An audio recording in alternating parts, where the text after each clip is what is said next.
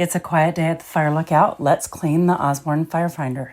As a fire lookout, the tools that you use to detect wildfires are your eyes, binoculars, this firefinder, and maps, and then the radio to report them. There are a handful of apps that can be helpful and fun to play with, but those tools are all you need. So we haven't had lightning here in well over a week, and that lightning came with rain.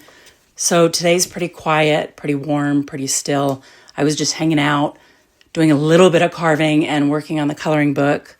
But then dispatch called a couple times asking if I was seeing a smoke in a certain area.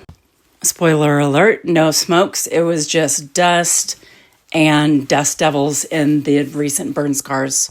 Sometimes members of the public will call the interagency fire dispatch to report smokes, or they'll call 911, and 911 will relay the information to the fire dispatch. Anyway, I figured I should engage with my environment and kind of get my mind at work, and I've been meaning to clean the firefinder. So I polished up the brass parts with Brasso. It makes the measurements, such as the azimuth, easier to read. And then I lifted the whole ring off and buffed the base with steel wool, and then added some liquid graphite so it'll spin freely. There are some real purists out there when it comes to fire lookouts because it's such a historical job and historical equipment. Some people are very protective and very by the book about it. If we're going to be honest, those are like old white guys that I'm talking about. And they're not on TikTok, so they won't be mad at me for manhandling this thing. Or if they are on TikTok, they don't admit to it.